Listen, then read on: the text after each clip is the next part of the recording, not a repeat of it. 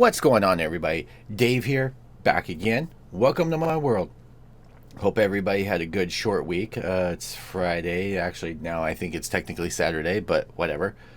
Didn't end up making a video last night just because the work week kicked my ass. So I passed out early last night, just honestly. I hope everybody likes the videos that I've been putting up. They've been helpful to at least some of you.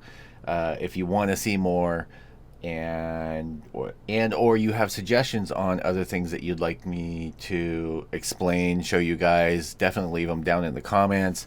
If you want to see more informational videos, build videos, unboxing videos, things like that, you like generally what I end up doing, please give me a thumbs up. If you're not subscribed, please do so. Today I want to talk to you guys about Photo-Etch. And I know this is kind of an odd segment, and I think I may have touched on it before, but we're going to touch on it again because the project that I'm working on, being the Millennium Falcon, I actually have 5 or 6 Photo-Etch sets that go with it.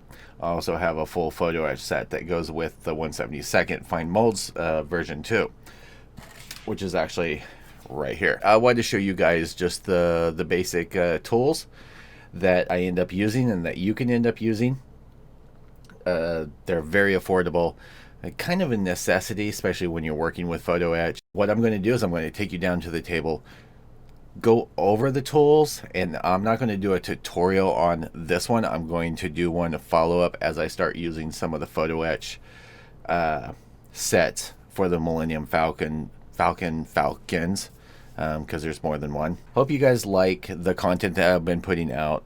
I'm trying to keep a flow going on here and doing just multiple stuff, whatever comes to mind, and just being productive. So definitely, like I said, if you like it, give a thumbs up. If you don't like it, give a thumbs down. Leave a comment below. If you're not subscribed, hit that subscribe button. Okay, so I'm going to shoot down and we'll take a look over everything, then we'll come back up. All right, boys and girls, here we are back again, and as promised, we're going to take a look over some of the essentials that you need for working with Photo-Etch. As you can see here, I have the Photo-Etch sheet that is actually for the 1/72 Millennium Falcon. Now, this is actually made out of brass. And one of the reasons that people end up liking the Photo-Etch sets, both for sci-fi kits and for military models, is some of the details that you can end up getting into it. Speaking of details, let's take a look at some of this that's on here. Keep in mind, this is 1/72 scale, and this is the cockpit backing. Now, one of the reasons that I zoomed in so you can take a look here is I want you to see some of the details. You'll see these lines. These lines indicate fold marks. You'll see these in plastic kits you would consider sprues or frets in this case. When you're working with Photo-Etch, you actually want to be cautious on how you plan out doing your folding.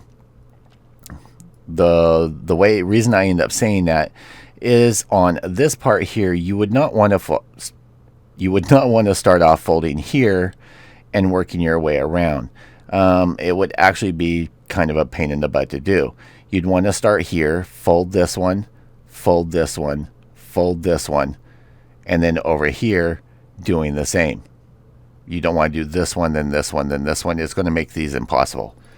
So liking using the Photo-Etch is you can't, it adds another layer of realism to the kit. One of the first things that you're going to need is you're going to need some good nippers for photo etching.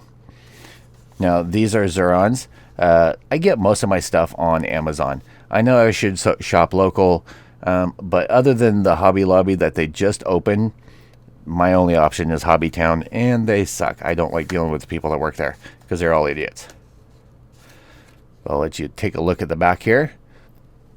I think these were about 19 bucks on Amazon. As you can see with the Zirons, these come to a very sharp point. And these work great for when you have pieces in here and you're wanting to get in just like that and snip that. It cuts through very cleanly. You can get closer, but I choose to leave a little bit on there. That way I can file that off and I don't accidentally gouge into the metal on here. Like I said, you just get in there and nip it. I'm being cautious of how much I clip on there because I don't want to clip too much. Has a good spring. I do recommend keeping the little rubber tube that they give you and putting over, because there's not a stopper to keep it from opening up. And if you're not careful, you drop these, you can jab yourself in the foot. Second tool that I use, and I actually have a couple of these for different reasons, but this is the Tamiya Craft Tools diamond file for etch parts, and it's a number 400. Has a nice textured handle. This is a diamond file. So we'll just zoom in a little bit, see if we can get a focus in on, and as you can see, it does have a very fine texture. I actually use this on nubs a lot on the plastic kits. Just be cautious. Even though it feels pretty smooth, it will eat through it very quickly. Now, one of the reasons that it's flat on one side, curved on the other, is because on some pieces, depending on it, you will have curved surfaces. So it just makes it a little bit easier when dealing with that. Next item up used, this is called the Bug, and they actually have several different versions of these, and you can get them from different manufacturers. But as you can see, you have a flat edge here. You have edges, insets on here where you can bend wires into U shapes. You have different widths, different styles. This actually unscrews, and you can rotate that however that you want. You can even make your own homemade photo etch out of aluminum cans, things like that. Cut out a square, make your own hatches, things like that.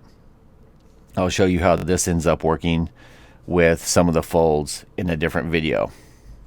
Second essential tool that goes with that is a flat razor.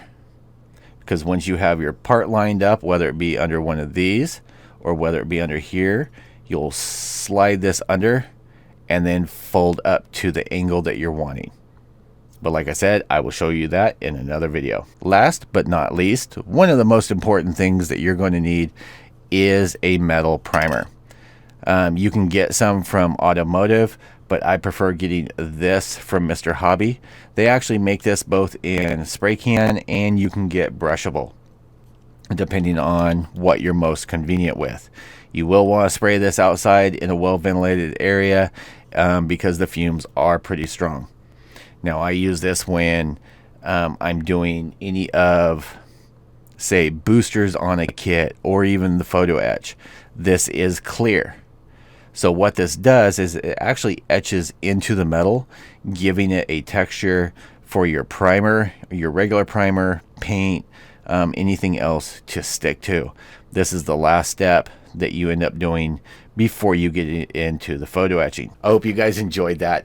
Definitely stay tuned. Like I said, I'm going to be going over detail by detail as I start working with the photo etch with the Falcons, and show you guys how that ends up working. The only thing I didn't end up covering in the up close is when you have multiple pieces that end up going together, the best way to hold them together. Some people end up using super glue. I prefer actually soldering them together. You want to use a flux and you want to use a solder, and you will need a soldering iron. I will go over that. It will be its own tutorial on how to tack pieces together and even how to seam tack so that you would get no light bleed through there, especially if you're doing a light backing like we'll be doing on the Falcon. It comes out better than using a lot of masking tape and stuff like that to cover those seams. We'll go over that in more detail later on. If you guys enjoyed this, give it a thumbs up. If you're not subscribed, please do so. Stick around. I have a lot more good stuff coming for you. We got more tutorials, some builds, stuff like that coming up, and maybe even a vlog or two coming. I will talk to you all later. As usual, YouTube, peace out.